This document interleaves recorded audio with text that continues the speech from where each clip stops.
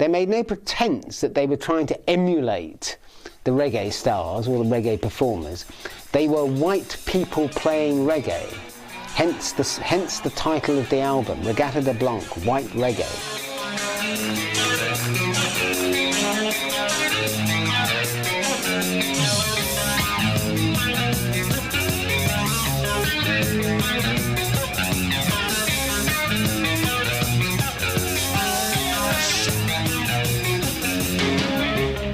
Just a castaway, an island lost at sea. Another lonely day, when no one here but me. More loneliness than anyone could bear. Rescue me. The nice thing to remember is that Bob Marley liked what the Police were doing, which is good. I mean, if he'd objected to it and hated what they were doing, that would have been a bad thing. I hope that someone gets mine. I hope that someone gets mine. I hope that someone gets my message in a bottle. Message in a bottle. By the time they'd finished touring the Regatta De Blanc album, they were firmly up there as the sort of, you know, probably the #1 band in the world. You couldn't go past a newsstand without seeing Sting's face staring out from one teenage magazine or another.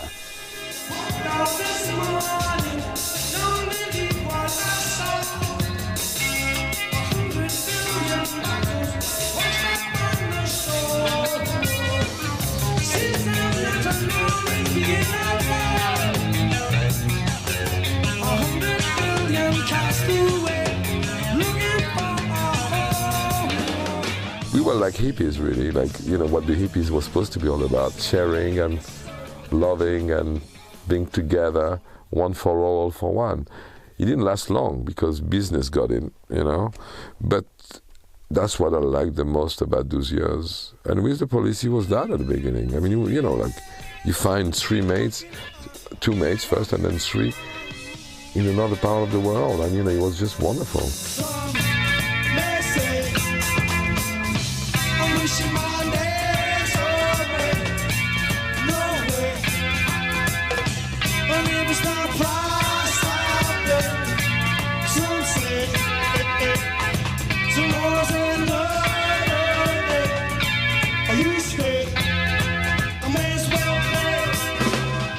The members of the Police came from all sorts of different areas. Stewart Copeland had played in the prog rock band Curved Air. That was, I think, his only musical experience before that. Sting had played in a jazz rock band called Last Exit up in Newcastle. The band had never, they were a local Newcastle jazz rock band. He'd never really been out of Newcastle before he came down to London at Stewart's behest. Stewart had got him down because Stewart had seen him while Curved Air were on their last tour, and he'd been impressed with Sting's playing and thought he could write songs. At that time, the guitarist, who was the only true punk, it must be said, was one Henry Padovani. When I met Stewart, you know, we went to jam with his brother Ian, who was on bass, and Sonia Christina from Curved Air was singing. So the 4 of us did a jam, and it was cool. Stuart's number, hey, look at that, I wrote that last night. It's called Fallout or whatever, you know. And so we play like that. And then Stewart says, hey man, that's great, blah blah blah. Yeah, you're gonna stay in London, you know, asking me millions of questions. Who are you? Where are you coming from? From Corsica? What are you gonna do? Are you gonna stay? Stewart's like that, you know, full of questions and energy and enthusiasm. And I say, wow, you know, so you like rock and roll, you like Jimi Hendrix? Oh, I love Jimi Hendrix. Well, this is my idol. You know, what I want to do is I want to leave Curve there and put a 3-piece together. Oh, really? You have the people? No, not yet, but, you know, why don't you come and keep jamming with me? You got to know something's happening in England. This is going to change everything. Oh, really? But it's not the Curve there music. This is finished. We can't make any money. We're about like 8 people on stage, 15 people on the road. We're losing money at every gig. If we 3-piece, we could make money. Let me show you, come with me, I'll take you to a club. And we open Melody Maker and you say, well look, Roxy Club, Tuesday, The Damned, fantastic, the best thing, let's go. And we all went there. You could see the way ahead was going to be simplicity and image, a strong image. And of course the other guys who later formed Police with Stewart, Sting, had image aplenty. I mean, you couldn't ask for a more powerful frontman, really, because and the other interesting aspect, really, musically speaking, was that Sting wasn't just a great good-looking singer. He had great experience as well, he was a bass guitar player, obviously, but he'd had a lot of jazz experience back home in Newcastle, and he was developing as a songwriter at the same time. So he had this kind of sophisticated approach to making music, which blended with Stewart's idea of having a lot of punk energy. How this was going to work, nobody quite knew, I don't think, at the time. Certainly from their first releases, once they got together with Henry Padovani, their first guitar player, their first singles that they put out very much reflected this kind of Stewart's ambition to create a really viable punk rock group.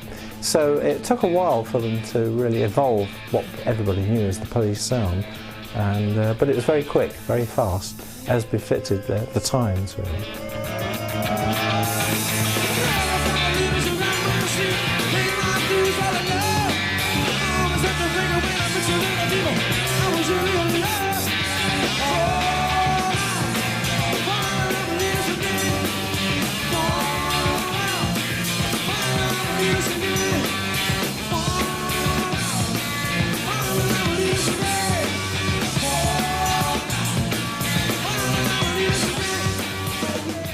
When we brought Andy into the band, we tried to play we played as 4 pieces. He was not really any better. Not at all. Andy was a great guitar player. He didn't bring anything to the band in terms of quality. Well, let's say, I mean, for the audience we were trying to reach, mind you, because an audience today would think we were better, because a good player like Andy would bring something, of course. But at the time he didn't bring anything to what we were trying to do. What he did bring was a different balance in the band, because suddenly there was not Stewart and I and Sting who had no word to say. There was Stewart and I and Andy and Sting. And that changed everything, because Andy said, I like that song, Sting, and we should play it. It was like, wow, suddenly democracy. And it was interesting, you know, because it was Stewart's band, but that's when he started to lose it a bit. Not lose it because he was the leader, but Sting got confident. There was a guy in the band who told him that he was writing great songs, and basically says, yeah, I'll help you, and suddenly had an interest in them. Yeah, that's a great chord, very complicated. I know how to do it. Look at that. It was like, wow, I want to work with. So they decided to work together.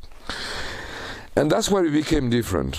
And that's when, as far as we were concerned, that band, we wouldn't last. So that's when I was, you know, at the end of, and then we'll talk about it, I've done a few months, I was not part of that band, and they continued as a 3-piece. Between them, they evolved this extraordinary new sound, and as they made the jump from punk into reggae, it freed up Andy in a way. His chords delighted Sting. I think he really liked the way he played on tracks like Roxanne, and so it was a perfect match, really. Whether they argued or not, it didn't really matter. You know, as personalities and as musicians, it was rather like Cream, I suppose, the other great trio, and the Jimi Hendrix Experience. I think they were the continuation of that kind of tradition.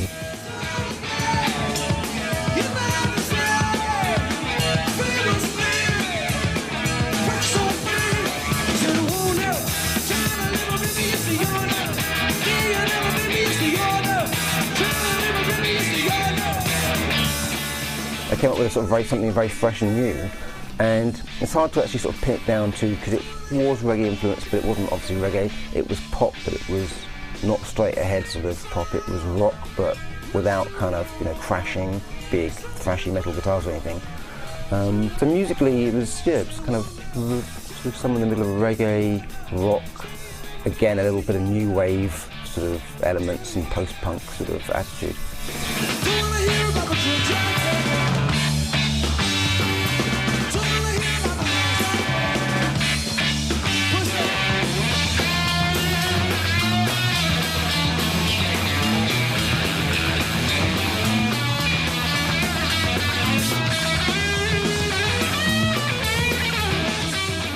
Well, the Police at the time, in, let's say, at the end of 77 and 78, were not a band for an audience that existed in London.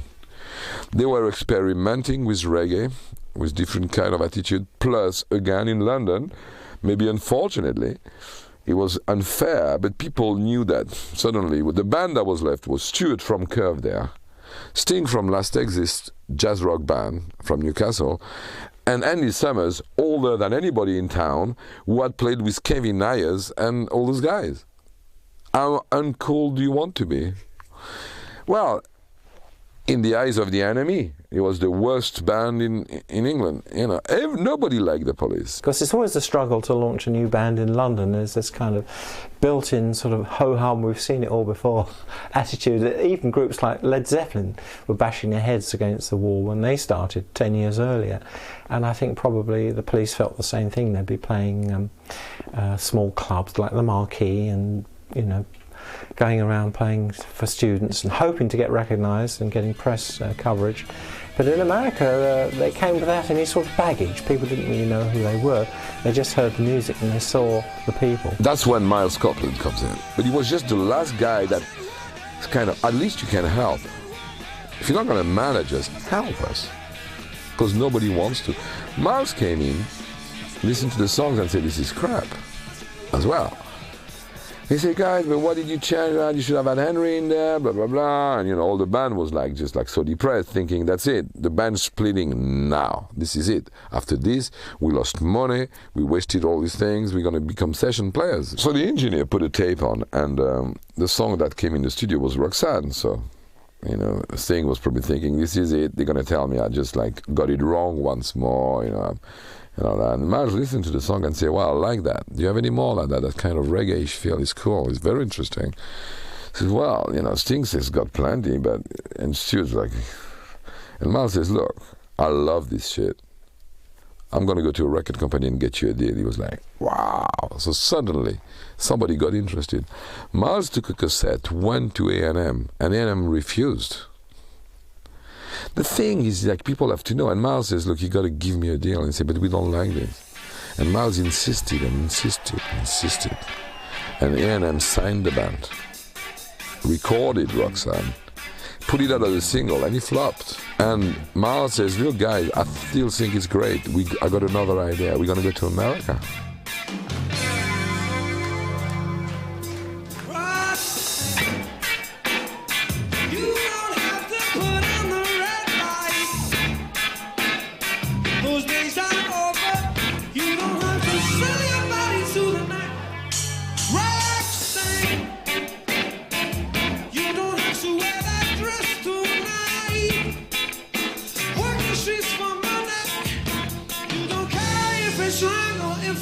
The history of Roxanne as a hit single in both England and America is really quite convoluted. It actually took off first in America, and that's because they went over and played a tour there. Stewart's brother Ian Copeland had an agency there, and he brought them over and packed them into a car. 3 of them could get into a car, put the drums in the back, put the guitar across the back seat where the other 2 of them were, and he fixed up a tour for them at various clubs around the northeast coast of America. In America, something happened. A radio picked up the song, and the people liked that band. You know, they went there to see those big, mean punks, and they saw something that could play. They saw a band that could play, and they say, we like punk music, we like punk rock. They thought the Police was a punk rock band. And suddenly they gave them room in America. They say, oh wow, they have blonde hair. They look a bit like, you know, maybe are they gay? God knows what they are. You know, they're kind of like, you know, conservative America kind of looked at them and saying, whoa, shocking, but good. And when they came back into England, A&M re-released the record, and then it worked.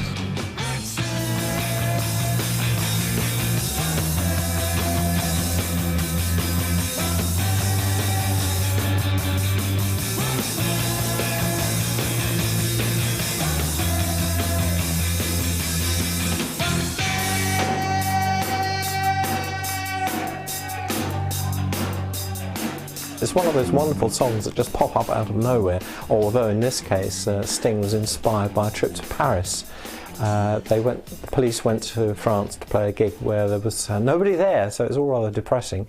And I think Sting went for a walk around the streets of Paris and encountered the red light district, and he saw the beautiful girls lined up waiting for work and clients, and this inspired him to write the song. It's so full of little commercial hooks, like, you know, virtually every line in the verse is a hook in itself, which is pretty clever songwriting. I think that the actual the pitch at which Sting was singing, it was so high that his voice stood out. You know, you'd only need to hear really like 1 or 2 words of Roxanne on the radio, and you're immediately aware, oh, it's that guy, you know, weird-looking guy, very good-looking guy with blonde hair.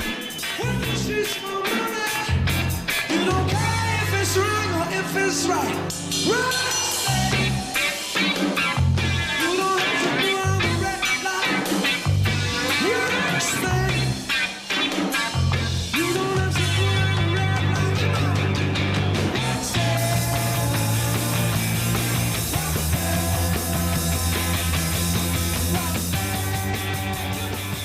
I just think it's a seriously killer tune, you know, and it packs a lot of punch, and it gets a lot said in, you know, in the first sort of minute and a half. And I think the groove is fantastic. And it's the fact that it's kind of this tension that builds up, because the drums don't really do that much. And then when it gets to that killer sort of hook, you know, red light hook, it's suddenly the drums come pounding in, and it's not reggae at all. It's sort of full-on rock and roll, and it's like kind of gets quite sort of thrashy, and Stewart Copeland starts kind of beating shit out of the kit. It was unlike anything that people had heard before. Yes, there were elements of reggae in it, there were elements of punk in it, and that staccato beat. It was just unusual, and it stuck in the brain. That was the other thing about it. It stuck in the brain, and you could hum it. There weren't too many punk songs at that point that you could hum.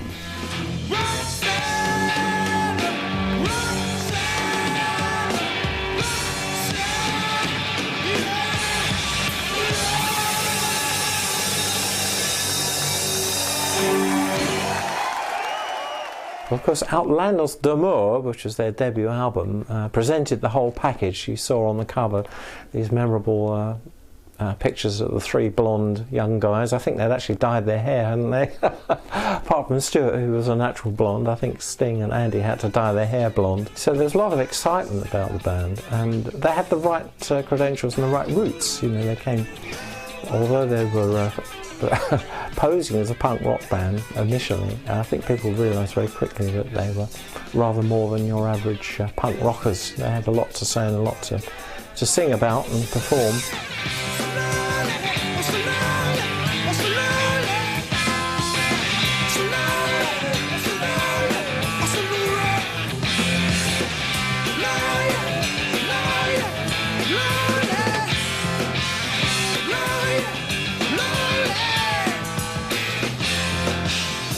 I had a much rawer edge, you know. I think you can see in the sort of pieces sort of discography with each album, Sting, in particular as a writer, got more and more ambitious. Some might say that sort of towards the end he'd got maybe too wordy and sort of, you know, sort of he hadn't quite gone to like sort of writing songs, including lines about Kafka and stuff like that. But he was sort of headed that way. You know, it wasn't. But Outlandos d'Amour was very much a traditional classic to me, sort of classic rock pop album. It was very much a fashionable punk album, recorded on a shoestring, £2,000 I think, if that, at Surrey Sound Studios, and they were Sting songs by and large, given that furious punk energy. And it was very clipped, very tight, no frills, well, no budget. But it did contain 2 songs that clearly marked the future for the Police. One was Roxanne and the other was Can't Stand Losing You.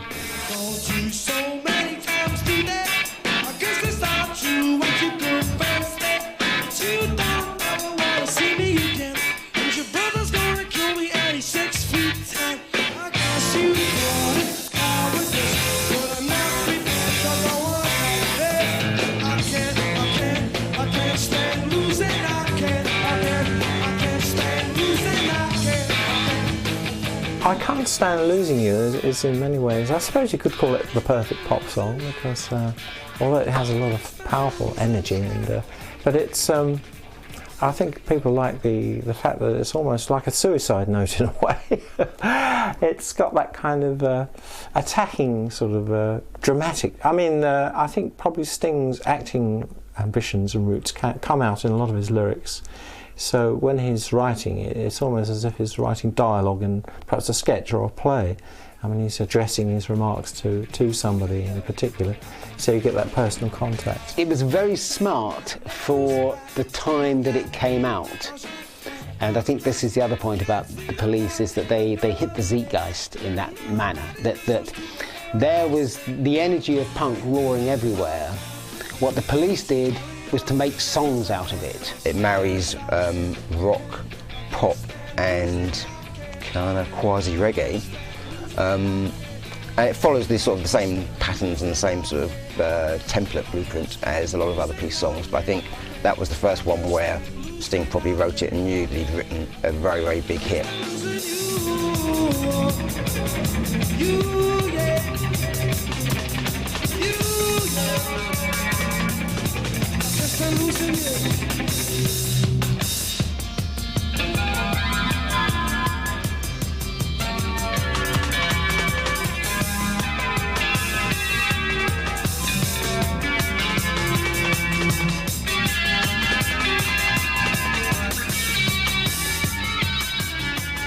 It's a new way of doing things, although of course they did take from reggae, which was a cool thing to do because Bob Marley was very popular as well, so it was a very clever and interesting take on these two aspects of punk and reggae, and they came up with something very original and fresh. Both those singles were re-released several times, and each time they would bubble up, almost get there, and then go away, and then finally both of them did get there. It was a sort of, it wasn't a war of attrition so much, but I think that the record company, and indeed everyone around the band, had enormous faith in those two songs, that actually they would do it in the end, and they did.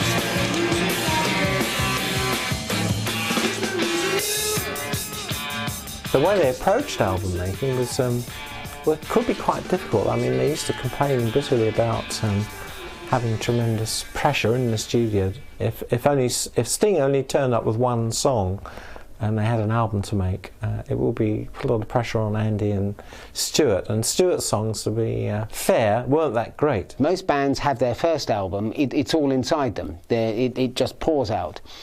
When it comes to the second album, particularly if the first one's been relatively successful, it's hard. They've been on the road promoting the first album. They really haven't had time to write all the songs for the second album. And it was much the same with the Police.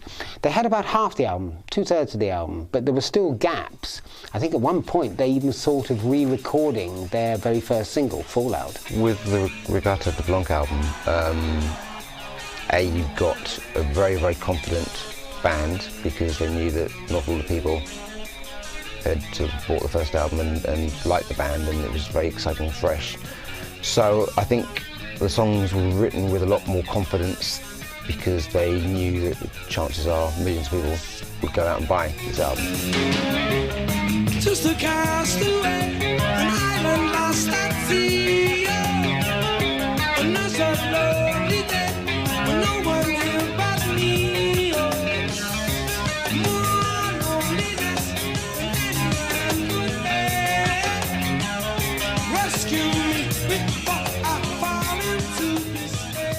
Message in a Bottle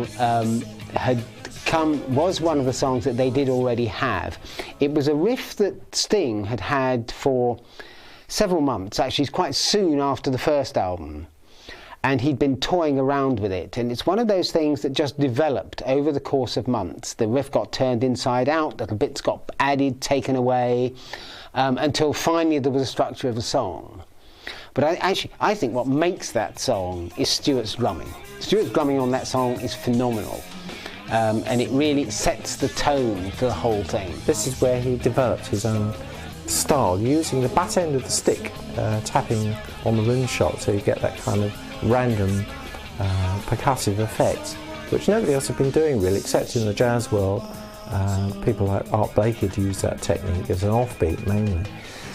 But here with Stewart, I suppose he probably got some of his ideas from the reggae drums with Bob Marley, but with the extra echo effect and the kind of upfront way his drums were recorded, this little percussive technique of his was really important in establishing the whole new Police sound.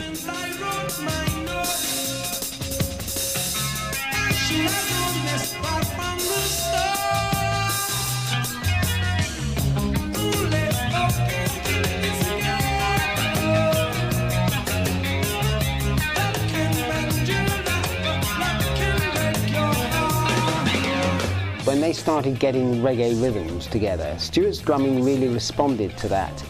And in fact, the rest of the band, the other two in the band, definitely preferred Stewart playing reggae to playing punk. Stewart's problem when he played straight-ahead punk songs was that he would always speed up. And that infuriated the others, that he would get faster and faster. With reggae, it kind of tied him to a feel. And that's how that whole feel developed there. Stewart's playing a sort of an interesting reggae rock. Stewart loved Topper's playing, by the way, you know, he was really into that. Stewart loved Fleetwood Mac, sort of Mike Fleetwood's playing, because this sort of like, there's a sort of build-up and vibe and all that. And okay, if he wasn't for Sting, he wouldn't have never played reggae, really. Together with Andy's very spare chords and Sting's vocals, you've got this kind of electrifying effect, which makes every track not just a sort of thunderous pop performance, but a kind of almost you get the feeling that they're improvising while they're recording the track.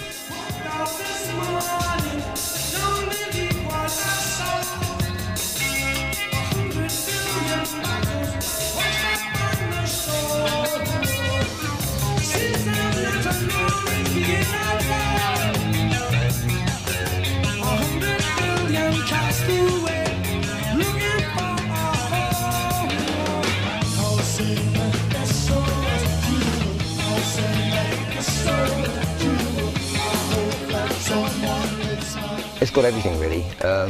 It's got the instantaneous sort of pop hit factor. Again, it's a bit like Can't Stand Losing You. You know, he sort of, you know, when it gets to the chorus, it teases you. It's the sort of thing, the sort of song that everybody would say, well, I wish I could think of that. I wish I thought of that idea about loneliness being encapsulated in the idea of putting a message in the bottle and throwing it in the sea and wondering if anybody would ever find your heartfelt greetings, and you know, the idea of a bottle floating around the world and then eventually turning up and somebody finding it and making contact with the sender maybe 20 years ahead. It does happen. So it's a rather neat and nice idea for a song, a lyric, and the way they performed it as well was, I mean, it was beautifully done in the typical Police fashion. I think at the end of the day, it's a great melody, you know, and combined with Sting's voice, it's just got, you know, it's just got everything.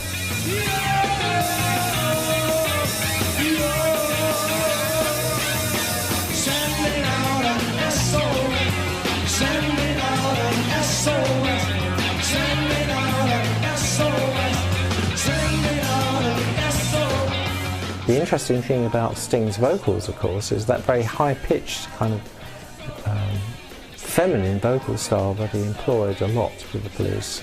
Apparently quite a lot of that was influenced by Cleo Lane, the famed jazz singer who was married to John Dankworth. So in his early days, I think Cleo Lane, interestingly, was quite an influence on Sting's vocal style. Stewart had lent himself Bob Marley's record, and he was starting to sing like Bob Marley, you know, like with that voice, that vocal voice, and playing bass like a reggae guy. He had never had that before.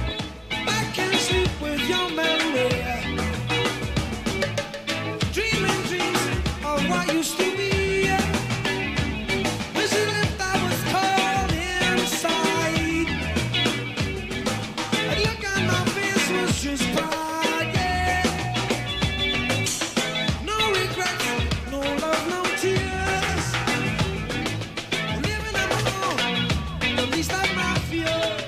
I think it's fair to say that Sting is a very underrated bass player. You know, when people speak of the Police, we sort of talk about the wonderful collection of songs, you know, the great marriage between the bass player and the drumming and the guitar playing. But he was a very unselfish bass player, and a lot of the songs you take the bass away, and in fact that's one of the cornerstones of the Police's sound. Sting is perhaps, as far as I know, the guy who sings the best that I know, in the sense that he will hit perfect note all the time, and this playing the bass, which is very difficult, but probably the bass gives him a very interesting sense of harmony, you know, and Sting plays the bass more as an harmony instrument, I think, you know.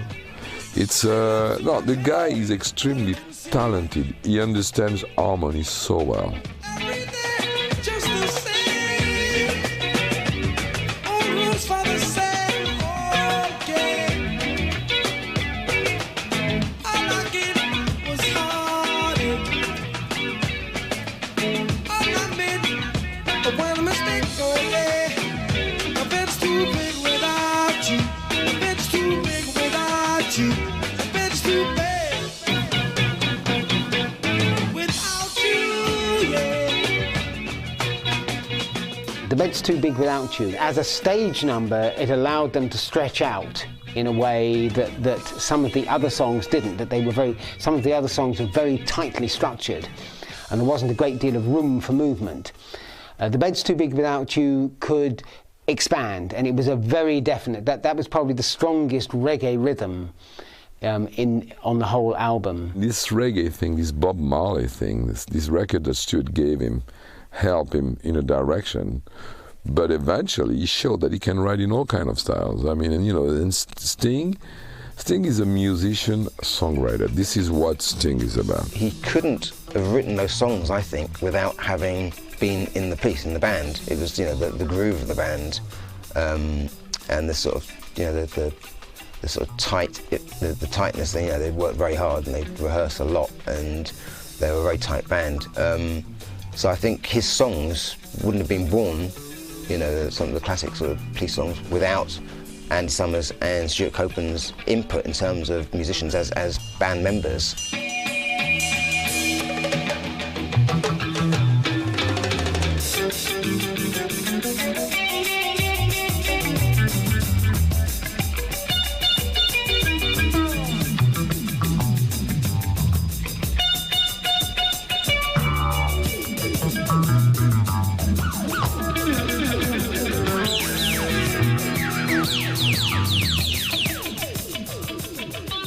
They really needed Sting to deliver the hits. So I think album making for them could be quite tough in the studio. Long hours of frustration and arguments sometimes about whether a piece worked or not. But when it did come together, it was magical. It was great. I think they're at their best when they were playing as simply and as dynamically as possible. You know, when they went into overdrive on some of the great riff tunes, that was the Police at their best. The whole of the album, everything could have been a single, especially after, you know, Message in a Bottle had been sort of proved so successful.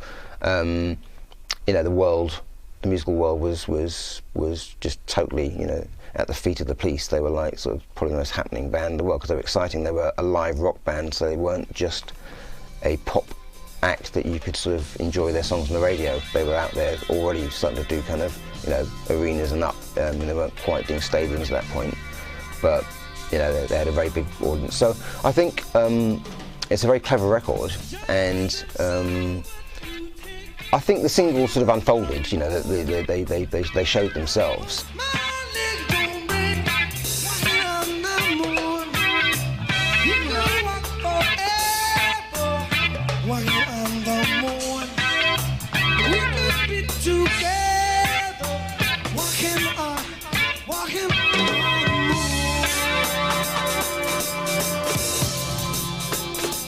I'm not sure how clever Sting's lyrics are for Walking on the Moon, because I think it started off with walking around the room while he was drunk one evening, and then really developed after that. Simplicity really is, I think, the keynote of this particular track, because it starts in a very sort of dramatic sort of way with Stewart's drums tapping away in the background and this great chord, this big spatial chord from Andy Summers, and certainly Sting later said that that was one of the highlights of the most important facets of Walking on the Moon was Andy Summers' great big power chord in the middle of it, ringing chord. And I suppose the drums in a way sort of typify or symbolise the sound of somebody walking on the moon in space. There's a lot of space in the whole piece. It's big black holes, I think Sting once described it. So yeah, you almost feel like you are bouncing on the surface of the moon when you listen to it.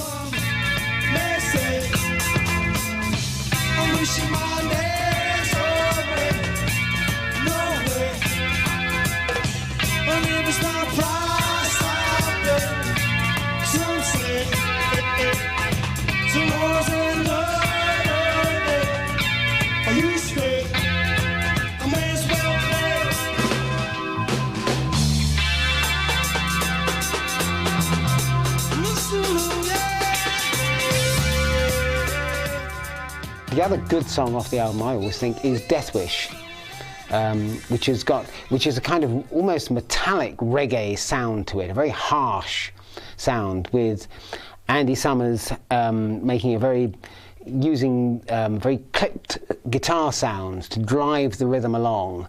And there's two different rhythms. There's the basic rhythm that holds it along, then occasionally it breaks into a slightly more staccato rhythm that rolls around a bit. Andy was just a little guy, but he had tremendous ideas. He was a very big-hearted sort of person as well, who I knew very well from his days with Zoot Money's Big Roll Band, of course, and Dantalian's Chariot, Kevin Coyne. And I remember meeting Andy in the Marquee again just before he joined the Police, and he was very excited about this opportunity of playing with his new band with Stewart and Sting.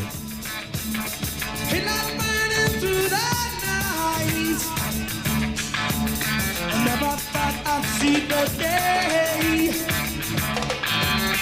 Playing with my life this way, this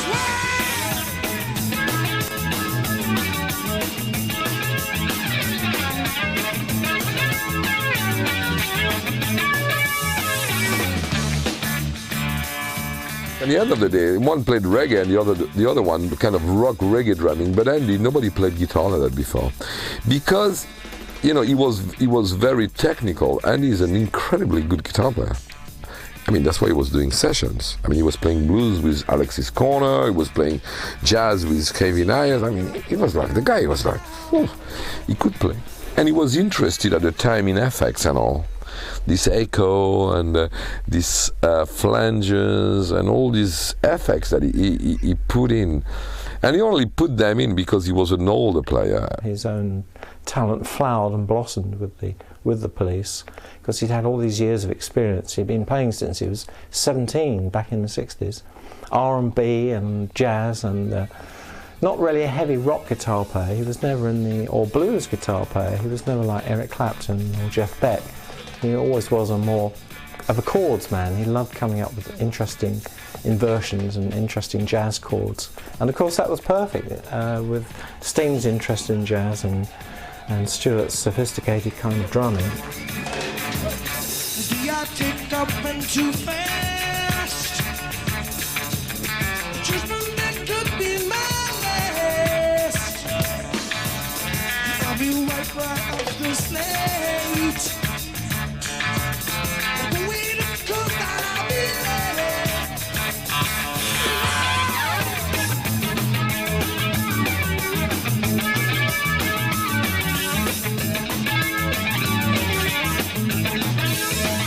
The turning point for the Police in terms of popularity came in England towards the end of 1979, when first Message in a Bottle and then Walking on the Moon hit the charts. The band were on top of the pops, and suddenly they had a new audience. They had a teenage audience that was screaming at them. And this was something they hadn't encountered before. And it was Sting who rose to the occasion and focused his attention on that audience. He knew how to use a camera. And it was around that time you couldn't go past a newsstand without seeing Sting's face staring out from one teenage magazine or another. And that was really where the Police began to take off. This was the band that now had Message in a Bottle and Walking on the Moon blasting out from the airways every day, and they were a hugely successful band very quickly. The afternoon has gently passed me by. The evening printed there against the sky. Waiting for tomorrow.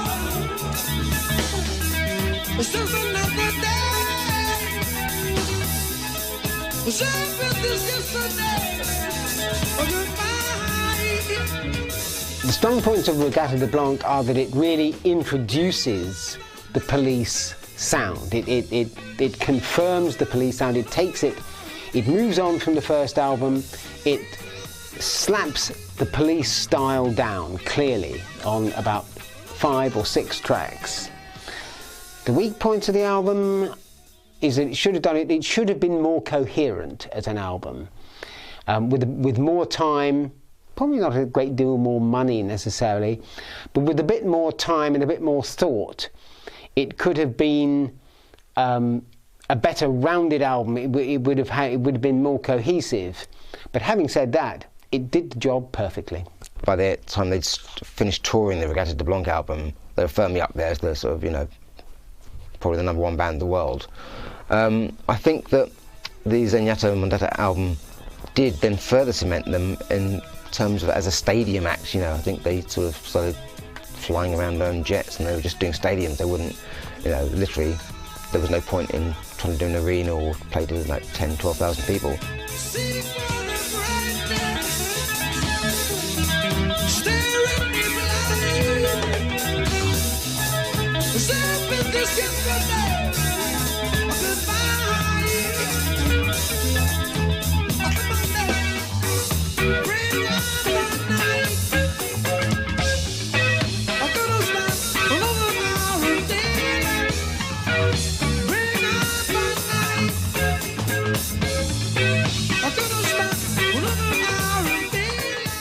Zenyatta Mondatta was the Police's 3rd album, and it was a big success. It was a #1 platinum album, of course, but the actual writing of it and the recording apparently were quite difficult for the group. In fact, they were working on it right up till 4 o'clock in the morning on the day before they were about to go off on a huge world tour.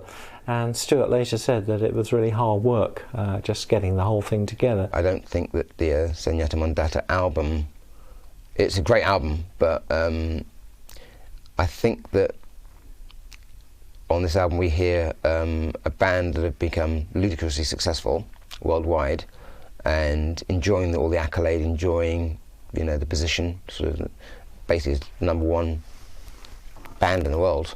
To top Regatta De Blanc would have been a serious feat, and I don't think it tops that album, the Zenyatta album, but it's pretty damn good, and it's still got those very infectious, catchy sort of hits on it.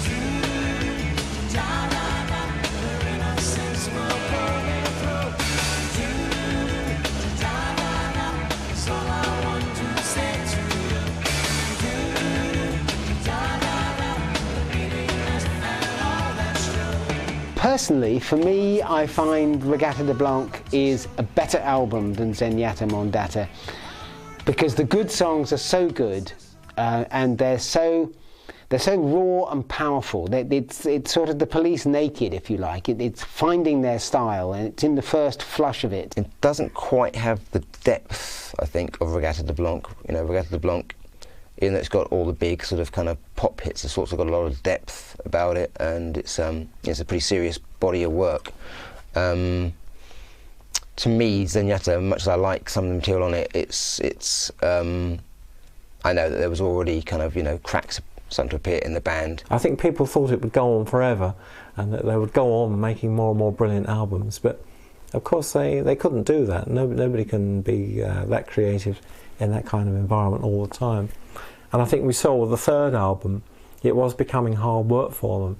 Unless Sting was in the right frame of mind and came up with another Roxanne or Walking on the Moon, then it kind of fell apart really, because what you were left with was three very good jamming musicians, but they needed those songs to jam with, and maybe Sting himself felt later that maybe he could do songwriting with in a different way, where he wasn't up against you know, feeding the machine really.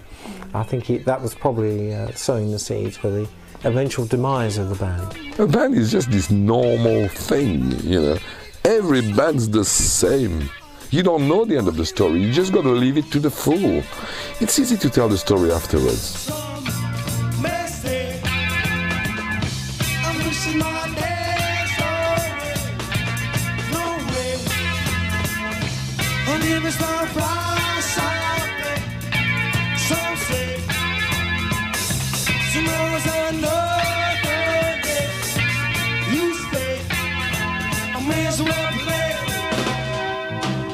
I guess it's Sting who said that bands are like marriages without sex, but you have this very, very, very close relationship. I'd say more like family, like brothers things, you know, it's very, very, very close.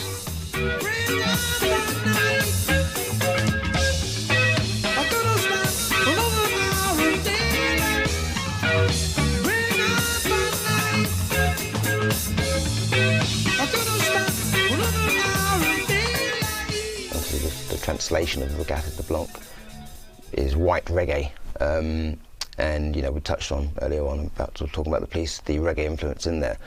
So I think they were kind of, in a very light-hearted way, acknowledging their sort of influence and their debt to, say, Bob Marley and the Wailers, bringing this reggae influence into the world of rock and pop. They were rock musicians, and they were using reggae for their own ends to produce something else.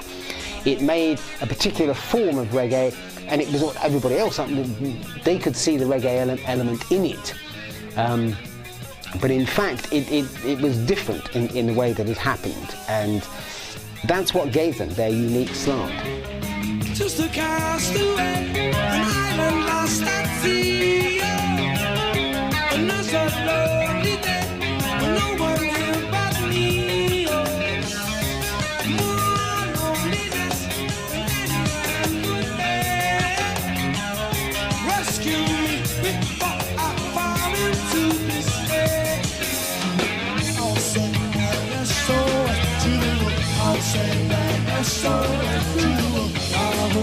Someone gets mine. I hope that someone gets mine. I hope that someone gets mine. Message in my bottle. Not many bands can come up with an album like that. It's probably, most great groups usually manage to produce one good album in their career, whereas the Police, I think, produced certainly 3 great albums, and Regatta De Blanc is definitely one of them.